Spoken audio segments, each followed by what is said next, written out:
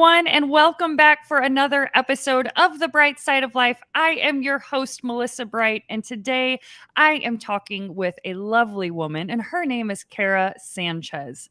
Now, Kera is here. I don't want to give away her full story because she's going to be telling us about it. But Kera did unfortunately lose her mom unexpectedly last summer in 2022. But in honor of her mom, she has created this wonderful, wonderful journal to help people that have lost loved ones in a way that they can create a legacy. And she's going to get all into that. And we're going to be talking about her grief journey and how she was able to turn some of her pain into a purpose. So without further ado, Kera, welcome to the Bright Side of Life. How are you doing on this Monday morning? You know what? I'm doing quite well because summer has officially started and I don't have school. So no Sunday scaries yesterday. I was like, oh, today is going to be a nice day. I have a podcast. I can go on a walk. So I'm free. I love that. And I love that you called it the Sunday scaries. I don't think I've ever heard of that before. Oh, yeah. It's a thing. Hits hard. It does.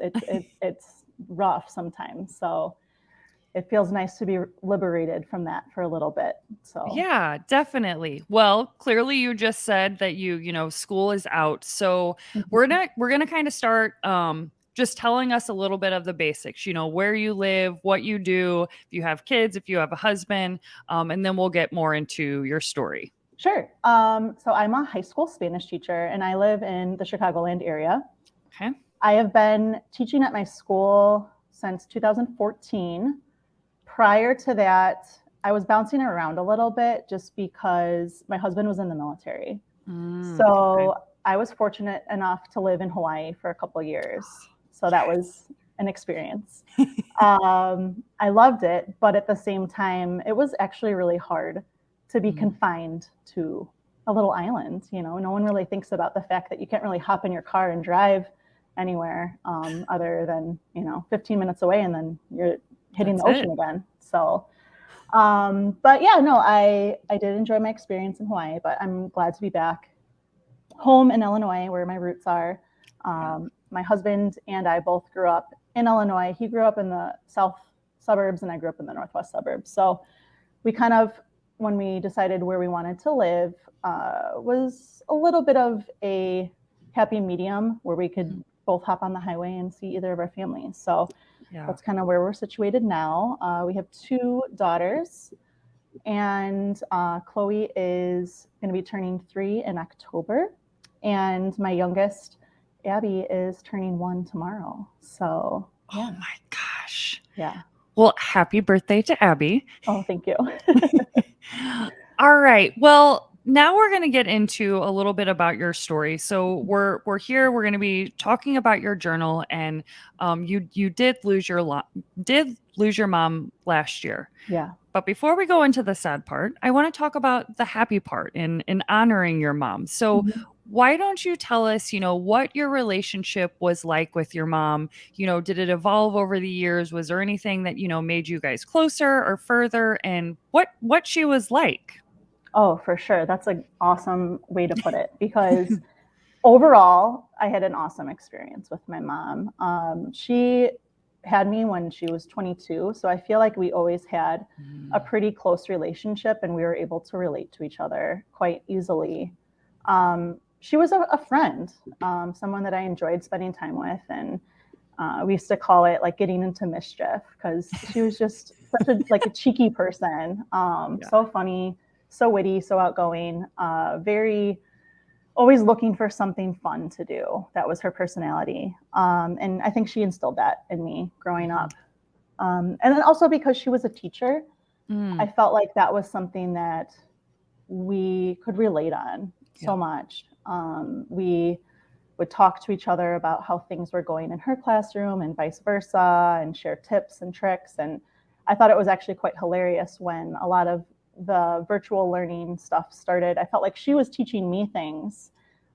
It's because, earlier before the show even started, I'm messaging you like, hey, I'm a boomer. I don't know where the link is.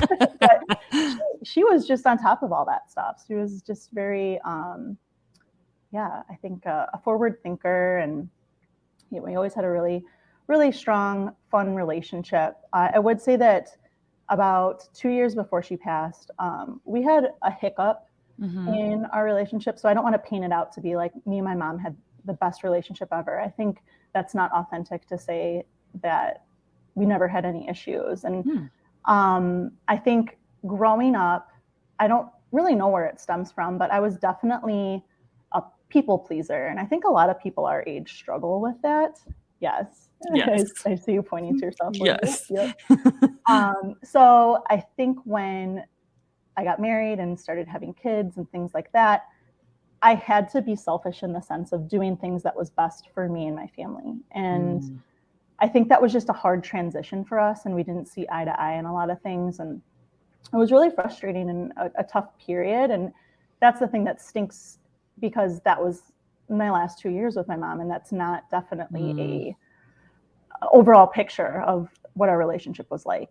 Right. But I know we can get more into it later, but it did, the way it ended up and our last moments together, we definitely had this like full circle conversation and closure that I needed, because if I didn't have that, it would have been 10 times worse than the situation I'm in now. So, but yes, she was such a fun, amazing person. And yeah, her students loved her. So Was she a Spanish teacher also?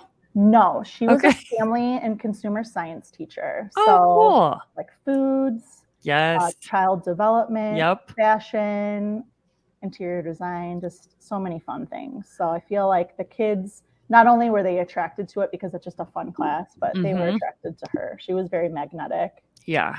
So, funny side story about family consumer science. I had to take that class in high school also. And I could not, the baby where you have to like wear a fake baby. Yes. Well, I was pregnant with an actual Oh baby. my gosh. Okay. So I didn't have to do that because I had my daughter when I was 16. Okay. And I'm like, this is the most craziest ironic thing ever, that I'm in this class learning all these, Yep. different things about baby and whatever. Yeah. So it's so funny that you she said would that. always get so frustrated with those, because she had the electronic babies that were like set up to an app and she could program them. Oh my God. And so sometimes the kid in our class that would always give her like the most trouble, she's like, this baby's going to be crying all night. Oh my gosh. That's come a long way then, because we definitely didn't have apps for, ours. It was probably battery operated, where you could probably just like take out the batteries and be like, whatever, it didn't cry ever. Yeah. Anyways, that's really funny. Okay.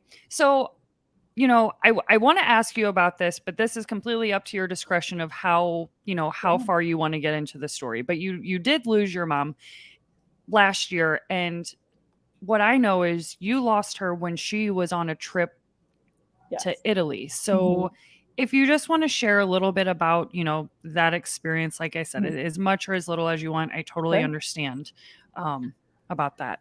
Yeah. So in addition to the things I talked about, what she was like, she was also an avid traveler, loved to travel. She started a travel club at her school. So that was something that she just looked forward to all the time, was all these trips she would take with the students. But throughout the years, as she became more seasoned with the travel company, they opened up the door for her to also plan adult only trips for like friends and family, things like that. And she had planned a trip before COVID started, actually, to various spots in Italy and Greece. And because of COVID, it got delayed 2 years. Yep. But yeah, then, the plan was that they were going to take the trip in June last summer. And at the time I was pregnant. I was due with my daughter, and I wasn't actually due until July 7th. And during this time of being pregnant, I don't think I was like crazy about COVID by any means, but I obviously didn't want to get COVID while I was pregnant. I was like, that sounds miserable. So I was just really trying to avoid it. Yeah. Of course, I ended up catching COVID the last week of May, like Memorial Day weekend. Oh, So wow. last school year, I didn't come back after for final exams. I was like, oh, sorry, I got COVID, I'm home. And to be honest, it was fine. I had a fever and like night sweats for a day, and then I was pretty much good to go. But I'm not sure what exactly happens. Maybe that triggered early labor, or just in general. I think I go into labor early because with my other daughter, I was 3 weeks early, but at this time I was a month early. And I'm messaging with my husband, and I'm like, I'm pretty sure I'm going into labor right now. It feels like the contractions are starting. He's like, there's no way, it's a month early. And so I wanted to just stay at home as long as possible and just kind of ride it out. But after a couple of hours, I was like, nope, yep, this is happening. So I called my doctor, and she knew that I had COVID because I called her and I said, hey, I just tested positive COVID. Like, is there anything I need to do? And she's like, no, just monitor it, fluid up. I'm like, you'll be fine. I'm like, okay. So I'm like, hey, surprise, I'm also in labor. And she's like, oh, wow. Okay. How far apart are your contractions? And I was like, not that far apart, like 3 minutes. And she's like, okay, yeah, we should probably get you in here. I was like, well, is this going to be an issue? Because I had tested positive for COVID. And she's like, no, it'll be fine. Don't worry about it. Just come on in. I was like, okay.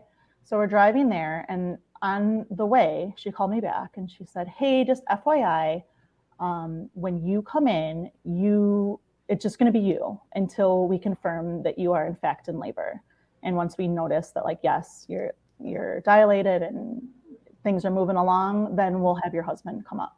And I was like, okay, not really thinking anything of it. And I get upstairs and they're like, oh yeah, you're in labor. And I was like, okay, great. So can my husband come up now? And they're like, yeah, about that.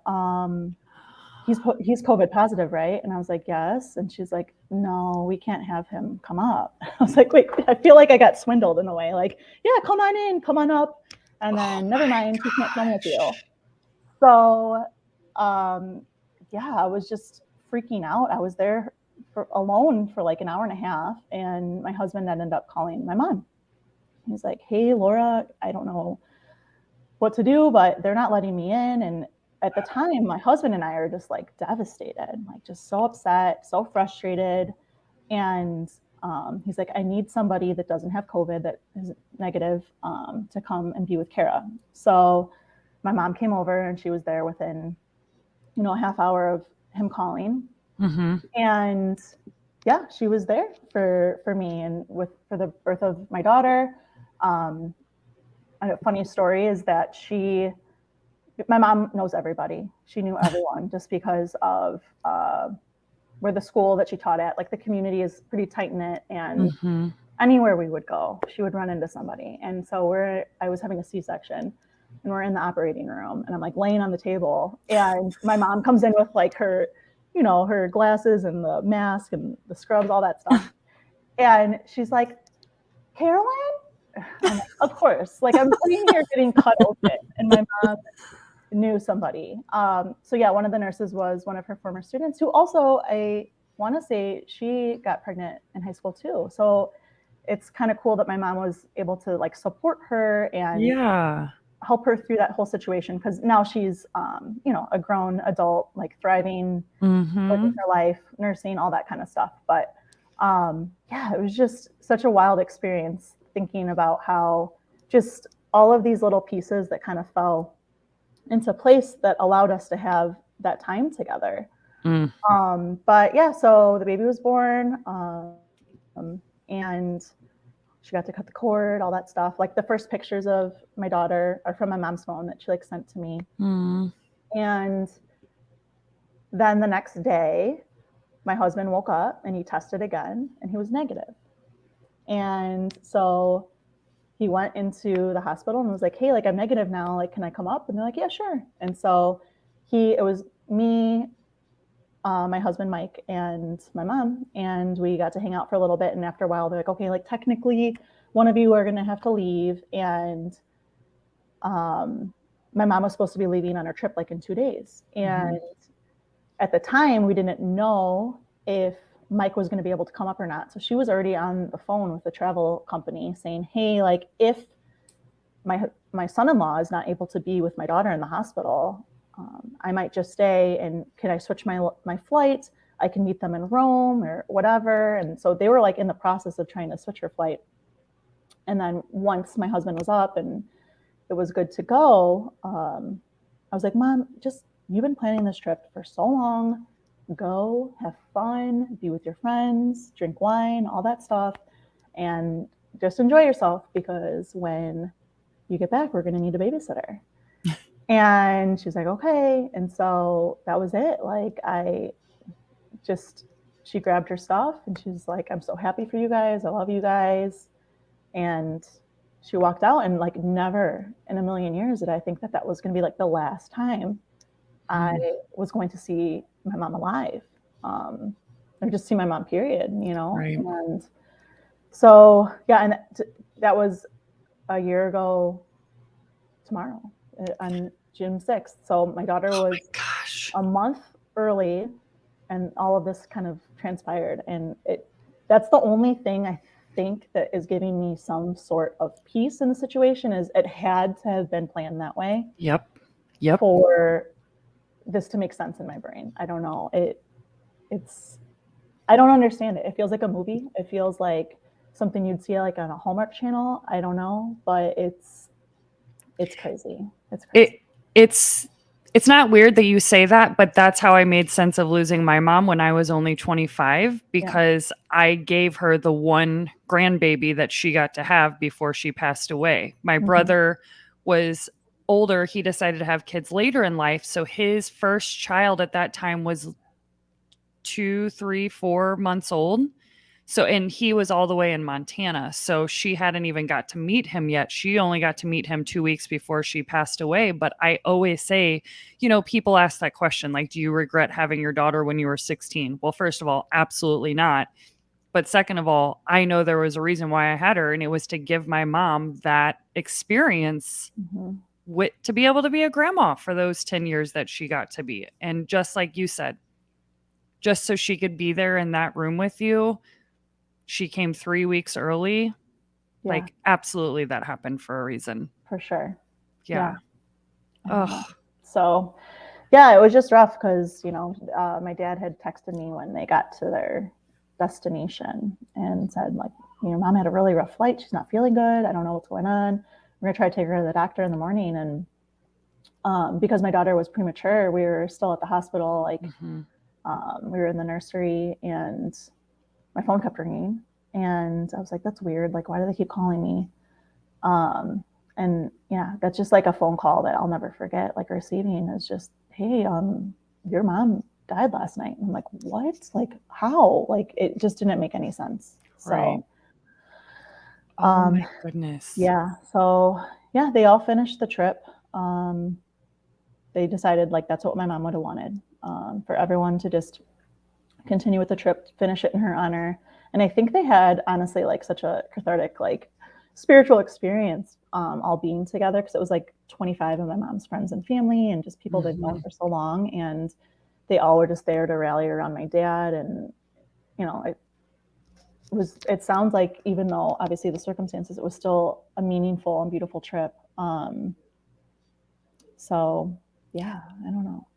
Now, can I ask how she passed away? Or we're not 100% sure. We're just like speculating. We think it was a pulmonary embolism, just because she had a terrible flight that she was just like coughing the whole time. And prior to that, she had like this lingering cough, and the doctors had diagnosed her with like walking bronchitis. But like nothing in my head that I was like, oh, like she's gonna die. Yeah. You know? Right. So that's our just guess. I don't know. I think between the language barrier and like being in Italy, it was just like such a whirlwind. Like, what do we do? How do we like at that point, I don't think my dad even thought like, well, it doesn't matter. Like, having an answer is not going to change anything. So yeah. Yeah, I don't know. So we think that is okay. What was. Yeah.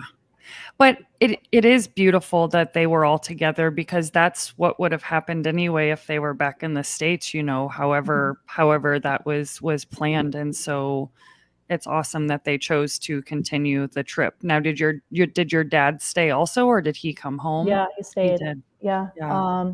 It was 2 weeks. So that was like a weird feeling too, because in my Mhm. head, I knew that she had died, but at the same time I was like, well, she's on vacation and she's gonna come home, Mm. you know, and Mhm. because of that also the services were delayed. We didn't end up celebrating until like the middle of July. And so there was like this weird long grieving process, but at the same time it was almost better that way because it really allows you to focus on that, and then you have the celebration of life, and then you never move on, you never like forget about it. But I feel like it was hyper you were hyper focused on it for, you know, that amount of time, Mhm. that I think it did help with the healing process a little bit, because yeah, that was something that was on the back of our minds, knowing that that was coming, Right. her services and things like that. Yeah. So And it's crazy the way stuff like that does work out, because you just had a baby and yes. was doing all that on top of trying to plan something. It kind of gave you time to do that. Mhm. Um, but I also want to say, because I know that you had wrote this somewhere, maybe in your book, is that, I mean, you were dealing with grief and postpartum. Oh Like, yeah. Oh yeah. that's like a double whammy. Yes. Yes. Not fun. 0 out of 10 would recommend. Like awful experience. Like, don't try it. Don't try it. Yeah, and you know, I think in postpartum, I talk about this with my girlfriends. The just like intrusive thoughts that come into your Mhm. head, and that was rough because I was just like, oh, like I'm gonna die, or you know, so and so's gonna die, or this is gonna die, you know. And I was like, oh my gosh, like just the constant like bombarding of Mhm. thinking about that was rough. And I think that for me thinking about my own mortality, although it was super morbid and probably not the best time to be reflecting on that because I just had a baby, it also pushed me in the direction of creating this book or creating this journal, because for me, that was such a heartbreaking thought of, oh my gosh, like this is the circle of life in which one day I am going to leave my daughters, and I want to make sure that they have everything that they need in their toolbox so that they can continue on with life with joy, and they're not just in this. The feeling I'm in is like, wait, the rug was pulled out from under me. I didn't have these last meaningful, or I don't know, like a goodbye, a formal goodbye Mhm. or anything like that. And Mhm. so, and that's just life. Like no one gets to plan truly how they're going to go. And so I do think that something like this gives us a little bit of control back in a weird way, and allows us to create that for others if that's what we want, you know. Yeah. Yeah. And we're gonna get into your journal because you already know like how just amazing and brilliant that I think that this is. Like, it's incredible. Now, what's crazy, like, when we are sharing stories with each other, we kind of apply it to our own stories. And Yeah. with my mom, she had COPD, which is chronic obstructive pulmonary disease from Oh, smoking. okay. So she was diagnosed with that, and then she was gone 8 months later. Okay. So the point of saying that is, I I knew that it was coming. We just didn't know when. She was put on hospice, and it was just like, okay, well, it's a matter of time. It could be, tomorrow. It could be 2, 3 years down the road. I just didn't know. Now, for my dad, when he passed away in 2021, completely opposite. He went in, and my dad and I were not close. We didn't have a close relationship. But the irony of this is he had just moved back to Missouri from Texas. And since we hadn't had, it wasn't a bad relationship, it just didn't exist. He wasn't actively in my life. And I had always been longing for that since I'd been a Yeah. little girl. So I'm like, oh my God, he's moving back to Missouri. I don't even care if it's 3 hours away. Like, that is 5 minutes compared to where he used to live in Texas. For sure. Well, it was during COVID. And so I tried to see him twice, and he just didn't feel comfortable because of COVID. And then I find out that he was going to go in for a heart and liver transplant, double, like Oof. both at the same time. And he called me one day, and I knew I was calling. I was calling because it was, before the surgery and if anything happened. And so with that, like everybody assured me, like, it's going to be fine. He's going to be fine. He's going to be fine. It wound up not being fine. He pulled through the heart surgery, did the liver transplant, and then just couldn't recover from it. Mm. And that's the one that was totally unexpected. I mean, the call that I got from my brother was just awful. And so with this, like with your journal that we're going to talk about, it is like you just go through so many different like thoughts of like, I wish I knew this. I wish, because I had a lot of not anger anymore. I had anger towards my dad for a long time for not being in my life, and then I like had compassion for him to be like, he was only taught a certain way, da da da da. And I wish we could have had that conversation for him to know, like, I don't even know if you know that I'm angry at you, but no, I'm not no longer angry. So it's these kind of conversations that we don't get to have, which is why your journal needs to happen. So without further ado, let's talk a little bit about your journal and like really what was the point? What was like where were you in your grieving process to like this even come into your head? Yeah. So I think bits and pieces slowly started to come together, but it wasn't like this aha moment until it was February. Um, yeah, I was folding laundry and I was just in my head thinking about, man, like I am never going to have a conversation with my mom again. And there's been so many times throughout the past couple months that I would have normally called my mom, talked to my mom, asked her for advice, sought support, sought comfort, all sorts of things. And um, I'm also kind of in this spot with a couple of my girlfriends where I feel like we're all in the newer phases of motherhood and I don't want to say lost, but we're just like kind of searching as to, is this what we really want for our life in terms of our career, or is there other things that we could be doing that would be more fulfilling? And we had actually just had a conversation about like, what is our purpose in life, which just sounds like so deep. I promise no Milano was even involved. It was just us talking. But and I was like, as much as I love being a teacher, I don't know if that's truly my purpose or like my calling. Mm-hmm.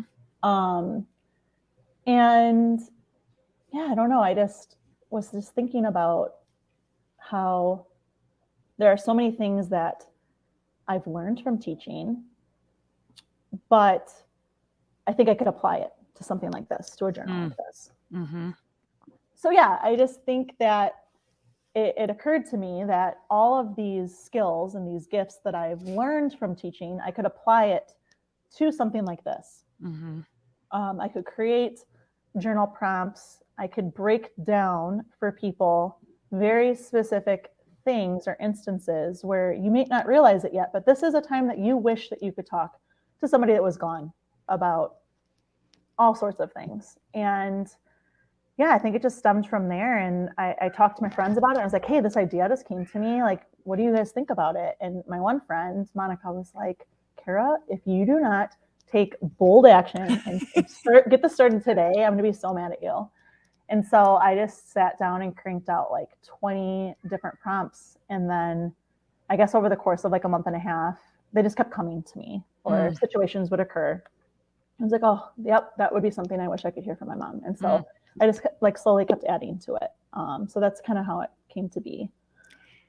Yeah.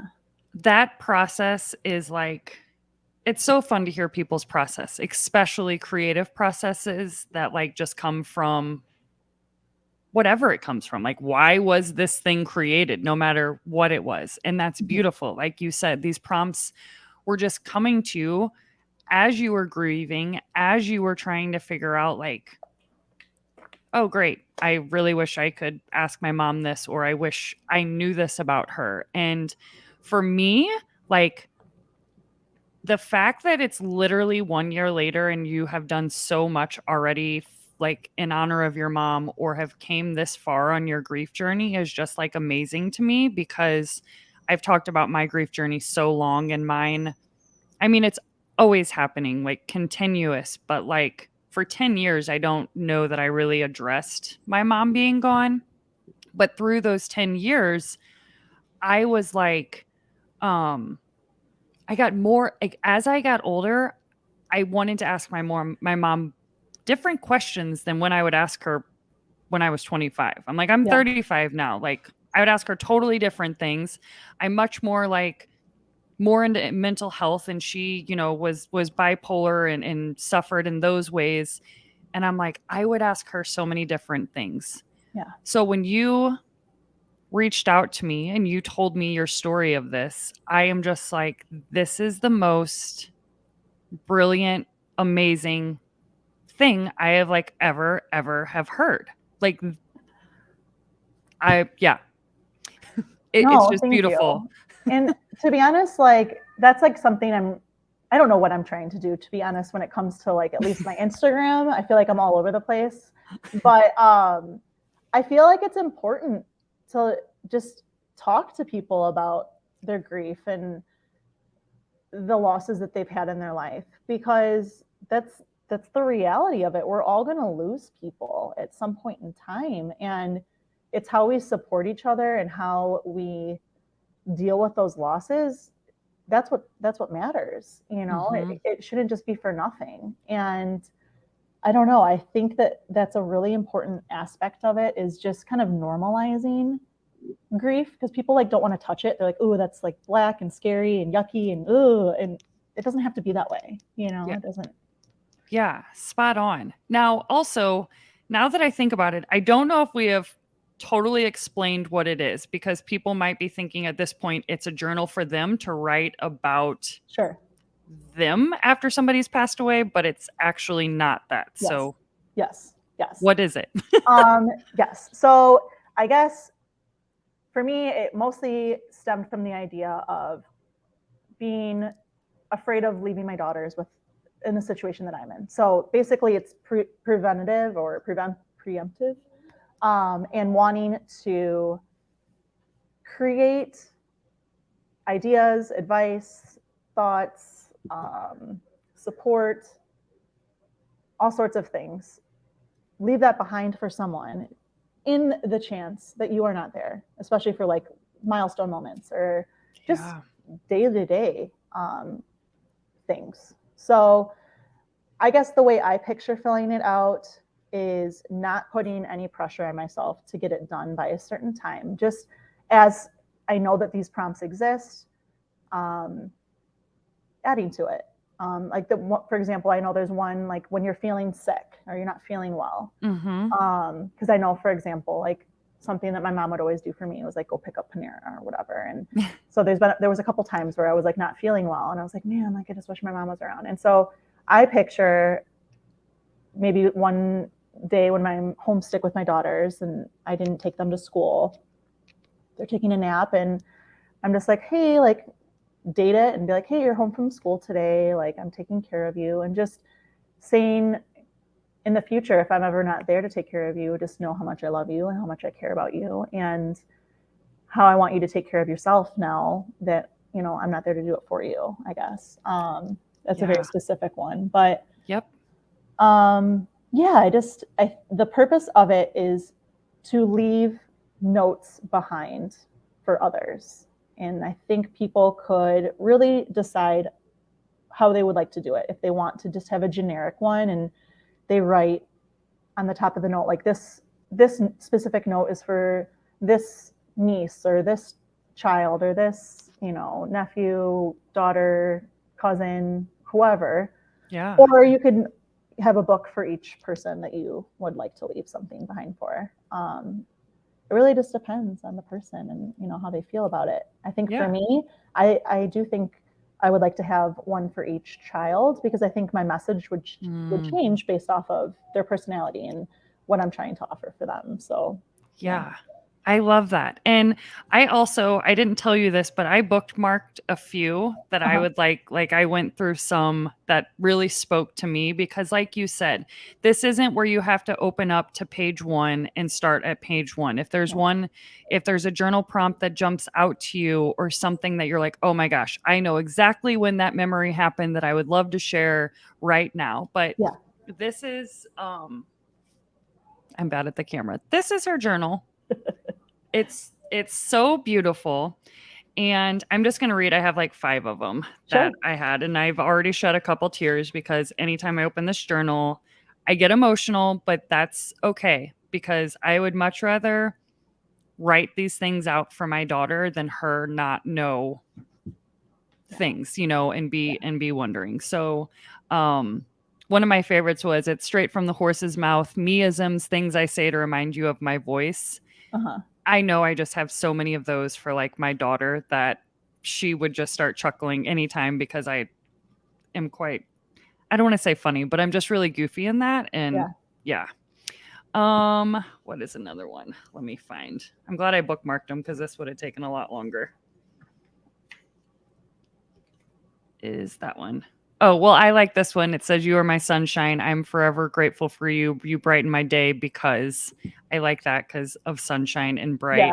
And when I think of this, it's mostly for my daughter. And my daughter is such a quirky, outgoing, goofy girl that I'm like, I could just write forever on that one.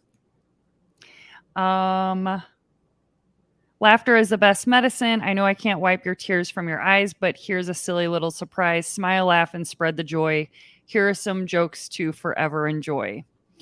Well, I used to text my daughter random jokes just out of the blue, but it almost seemed like a legit question. Yeah. And then she'd be like, "What?" And then I would tell her the end of it, and she started realizing they were like actual like funny jokes. And so I'm like, "Oh, that would make her laugh so much when she would think about the times when I text her just Oh my gosh, I love that. random like she'd be like, "What is she talking about?" And then I would say it. The life short, make haste, don't wait. Things in life must be chased, and it's like eat the whatever, drink the whatever, do the whatever. That one's fun. I got 2 more. I mean, these are all great prompts, but I just am wanting to give the listeners an idea of just the beautiful things that they could write. I don't know which one this is. Oh, when the going gets tough, life has ups and downs. Just because you are going through a challenge season doesn't mean you will be here forever. Here's some advice I want you to never forget. I really like that. Life's purpose. The purpose of life is a life of purpose. Here are thoughts on the purpose of our life. And I really like that one. One more. Struggling with this. Wait, no. Oh, although my physical presence may be absent from your life, you will carry me in your heart forever. I hope when you see these things, you will see them as a sign. They will remind you that I am here for you infinitely. And we love that one because I know sunflowers Yes. are Yes. your mom's, when you see sunflowers, and mine is rainbows. Like rainbows came out in middle of August, no rain at all, hot summer day, and like they appeared like it wasn't the day of her funeral, but it was like when we were going to her wake or whatever. And now every time I see like rainbows, it just Mhm. reminds me of her. So Yeah. that kind of gives listeners an idea of these prompts, and they're like you said in your book, it's not meant to be sad. It can be sad. Like I told my daughter about this and I showed her the journal, and I won't lie, I think I already told you this. She immediately started bawling and she's like, "I can't imagine you not being here." And I'm like, "I get that. I know, and I'm not trying to upset you, but I want you to know that I have a journal now that this one you can read." Yeah. And I'm like, "So it's here for, when I am gone that you can look at it." And yeah, Yeah. because that is the reality of things. We don't want to be morbid. We're not trying to be, but that this is what we have to talk about. And what a great gift to be able to leave your loved ones. Yeah, definitely. Yeah, it's worth having the conversations over, and I think it does make people uncomfortable, but the more we talk about it, it becomes less and less this scary taboo topic, and it just becomes something that's part of life that we can embrace. And I do think it makes life more meaningful and beautiful in a really bizarre, twisted way, but I do feel that way. So I don't know. Yeah. And I told you, like, with my stepmom, my stepdad's now wife. I call her my stepmom. She's not my stepmom. But on Easter, I was telling her, I try to tell Trinity as much as I possibly can about my life from my childhood to whatever, because as much as I knew about my mom, there was still so much that I didn't. And then it was that Monday. It was Easter. And I think you literally emailed me the next day telling me about your journal. And I'm like, this lady Yes. just literally answered like this thing that I said I was like looking for that I could leave my daughter. And once again, I don't think it's morbid because do you know how many people in the world that wish they could they'd be like, man, I think my mom would say this, or I hope she's here, or I think that bird is her. Like, what if you had like from her mouth, from their mouth, whoever it is, Yeah, like, that this is them. That's so yeah, reassuring and comforting. for I think sure. it's amazing. Yeah, I, yeah. I don't know. That's so crazy that you said that because, um, yeah, when I first started reaching out to different podcasts and platforms, I was like, oh, this is like a perfect one. Like, I feel like this is like just the niche that we could have a great conversation. And um, you were like one of the first people to respond back, and like you're like, yes, this sounds amazing. And then I realized all of the yellow and the sunflowers, and I was like, of course, like I don't know, such a sign. I don't know. It was a really synchronous moment. yep. So I don't know. It's meant to be. I don't It's know. it absolutely is a sign. I was gonna say something else that was really something similar like with your mom. Like my mom passed away on August 6th. Her birthday's Okay. August 11th, mine's August 13th. Okay. So now it's always like bittersweet because I'm like, okay, it's both of our birthdays, but it's like also, when she had passed away. Yep. And then August is always a weird time because you go back to school. Like, well, I don't go back to school, but people go back to school. It's like the beginning of an end. And so it's already has this like weird feeling to it. Mhm. So it's just Yeah. like bittersweet is the best Yeah. way I can explain it. Yeah. Yeah. I just went through that with it was my birthday and then Mother's Day and then, my Yeah. daughter's birthday, which is also like the last day I saw my mom. And it's just like it's an emotional roller coaster. It Mm, really is. But that also shows you that there can still be so much joy that's interwoven with the grieving process, which I think people don't understand either. And like I didn't understand because I had really not gone through what I've gone through. right.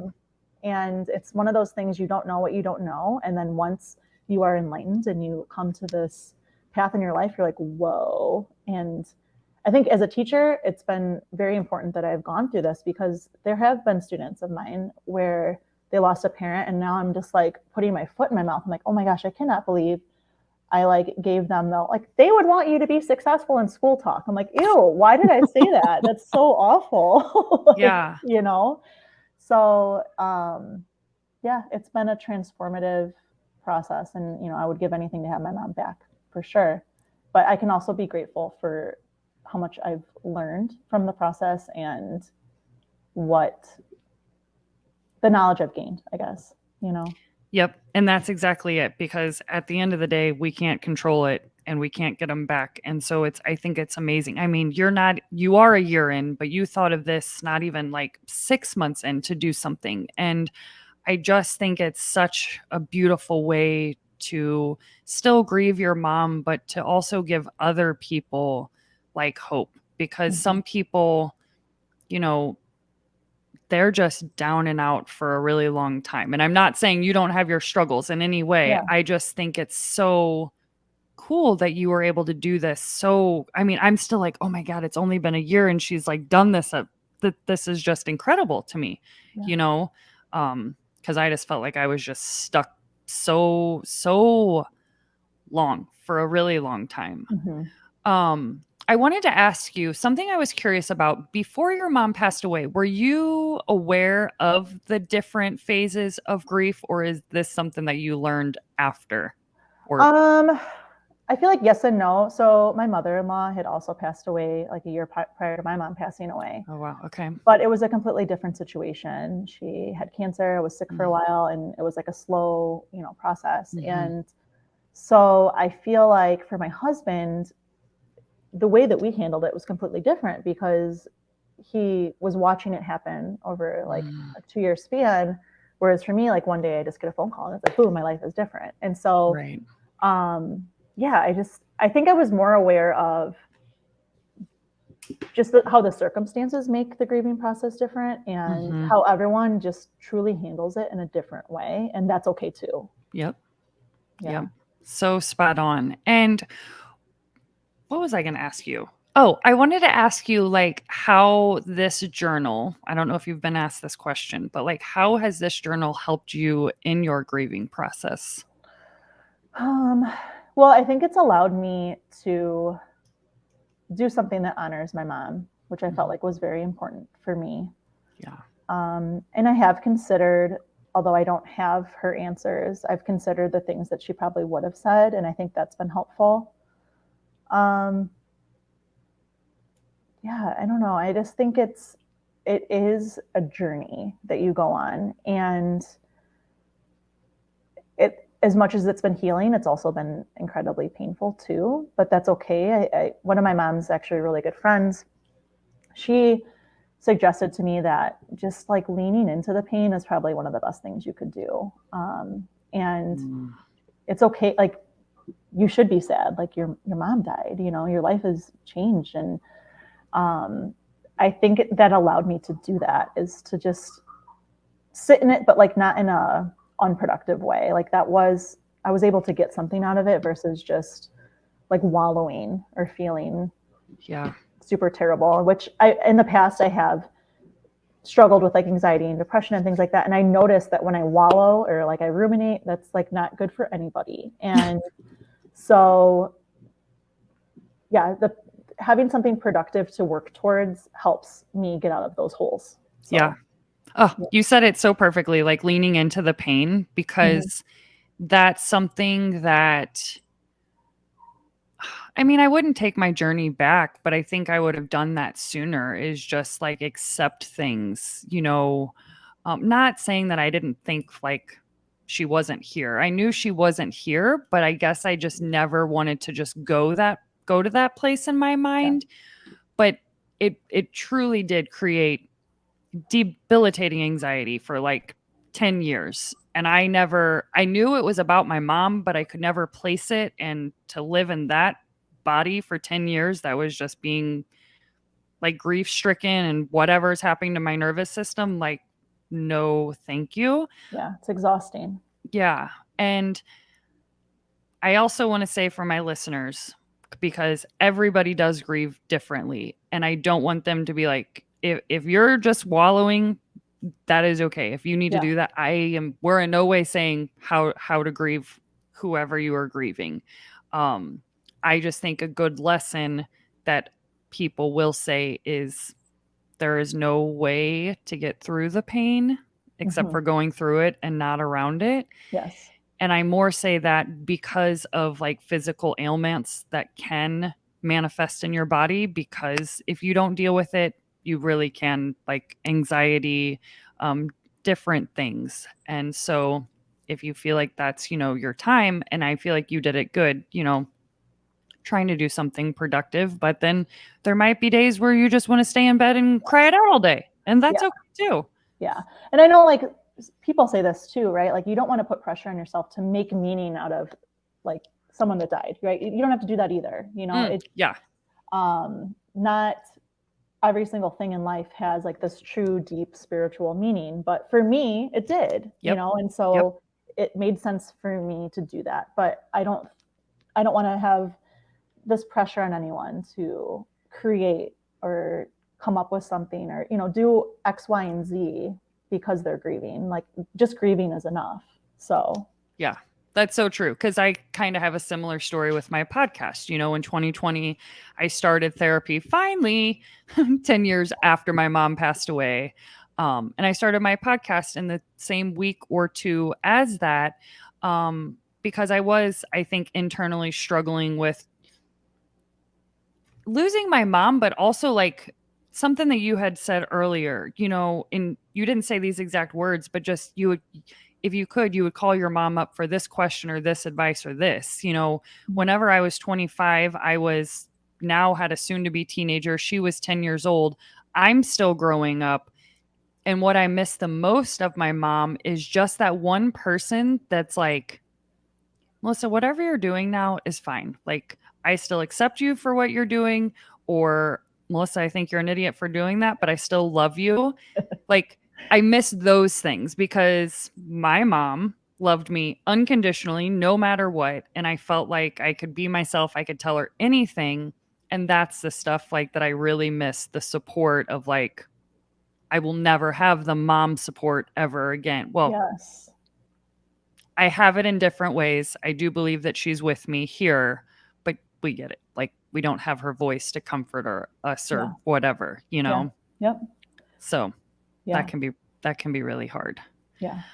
Um what have you learned about life since your journal, since losing your mom? Just asking Man, all the hard the questions, I million know. dollar question. Um, It is.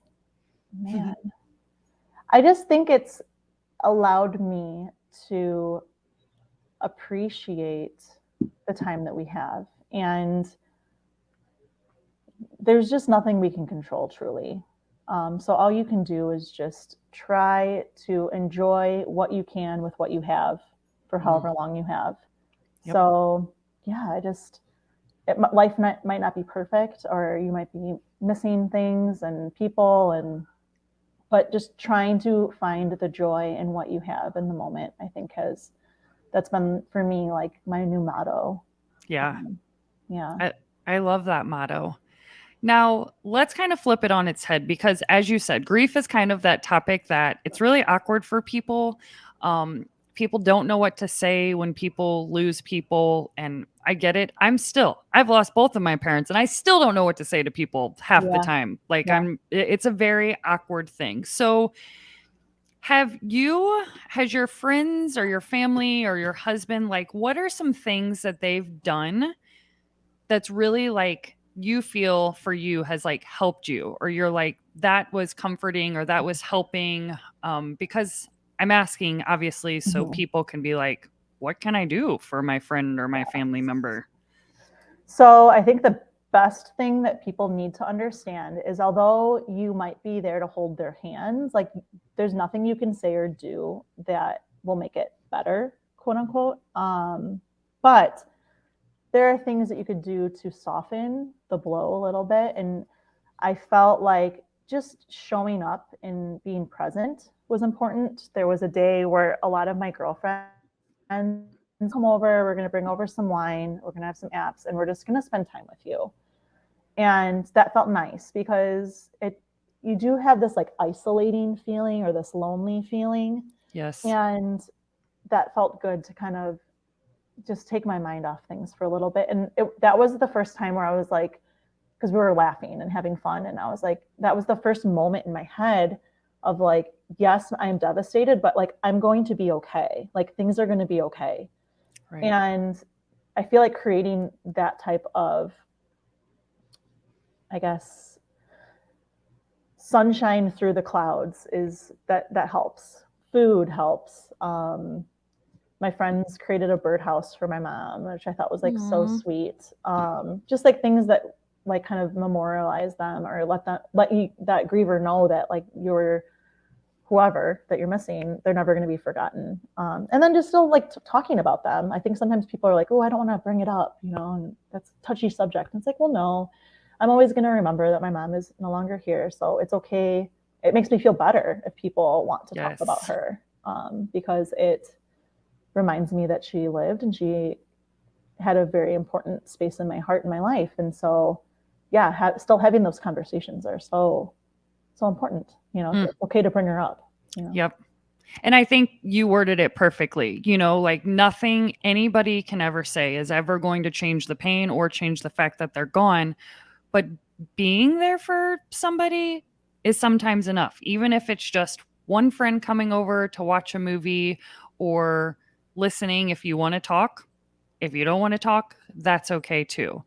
I think one of the best things that people can do is, well, I actually had another guy that lost his wife on the podcast, and he brought up a good point. He goes, so often people say, how can I help you? How can I help you? And at that time, when they're so grief stricken, they don't really know. They're like, Yeah. I don't know what the hell I need right now.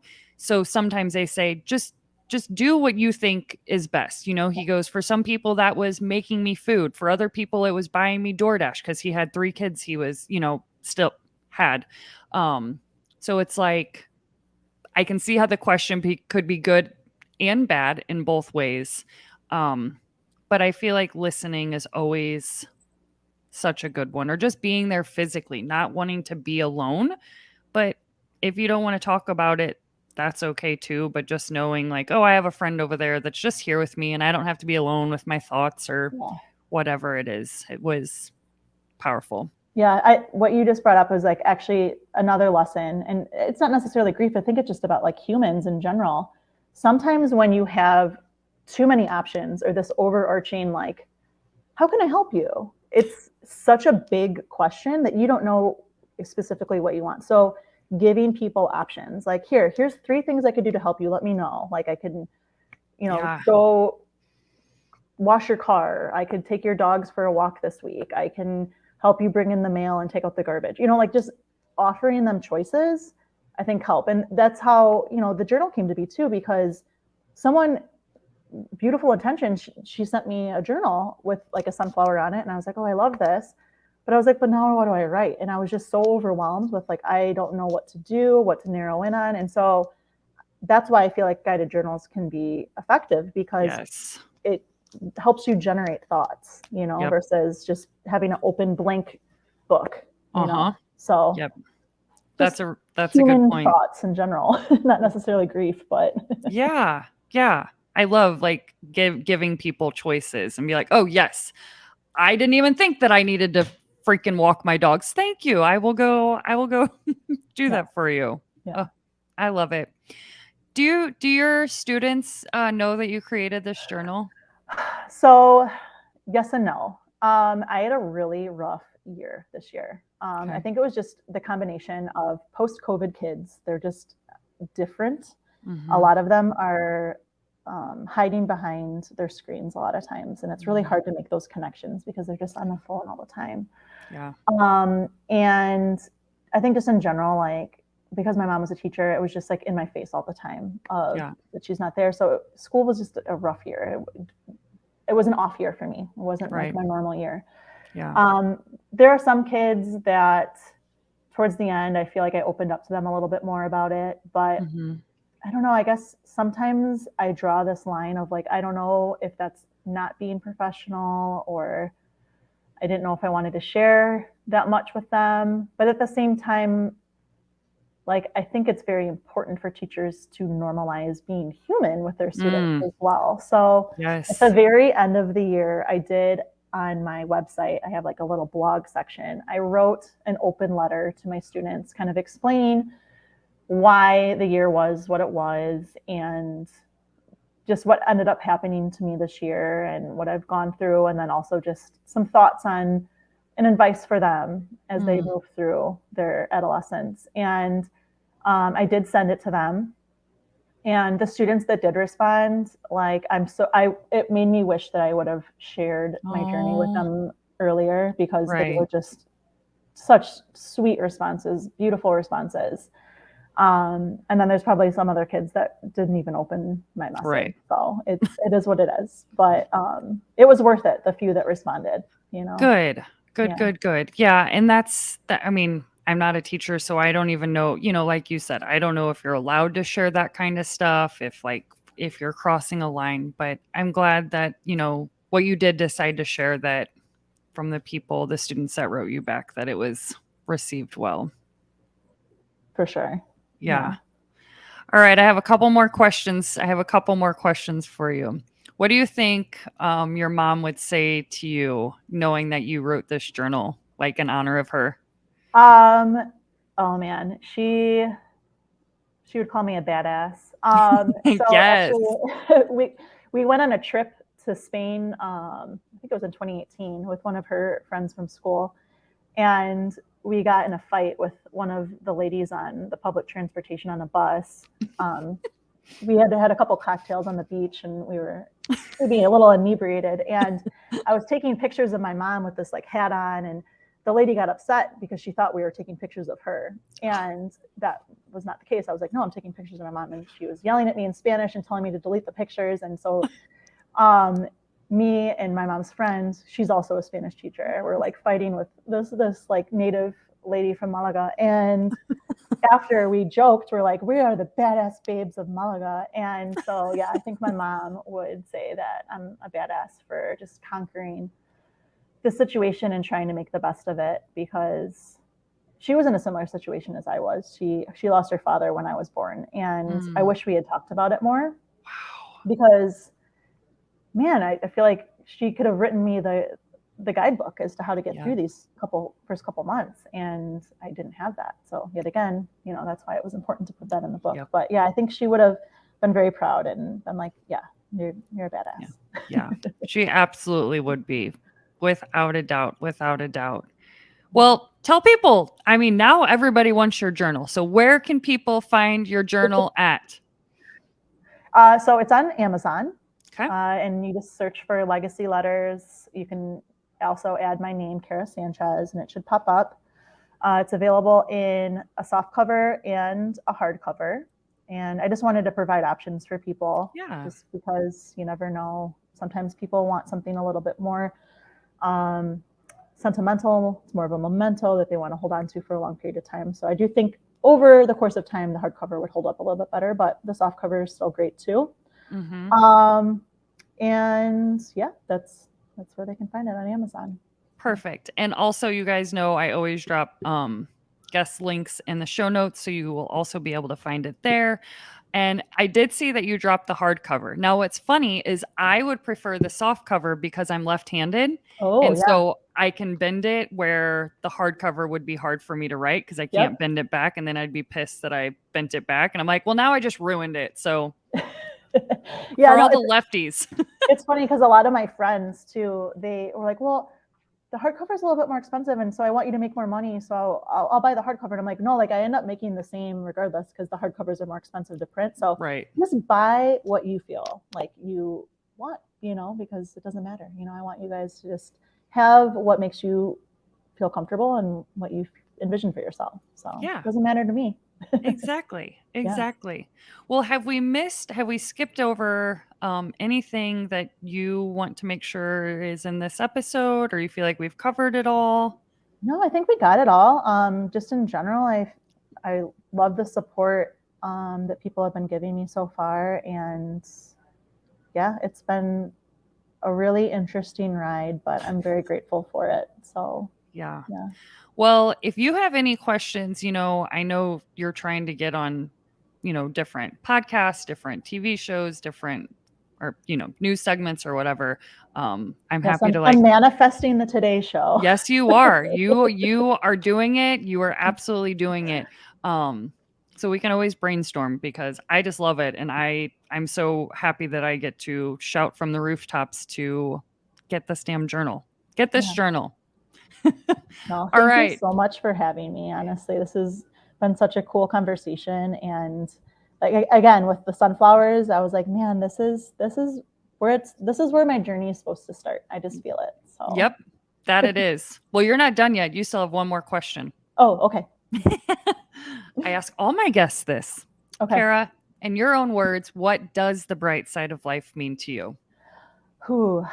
I think that means that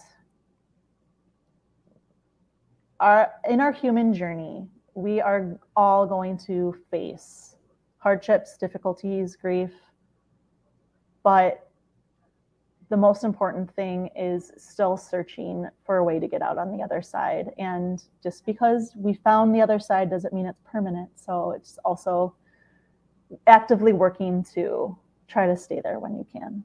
So, yeah.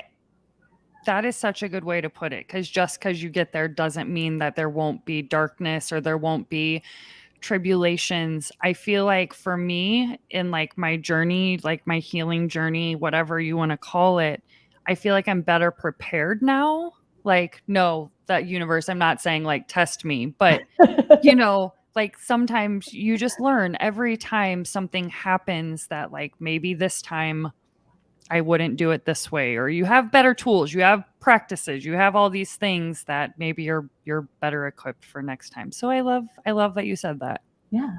That's a good point. Well, Thank this has you. been such a beautiful conversation, Kara. Thank you so much. And all of her information will be in the show notes. Awesome. Thank you so much. Yes, you are welcome.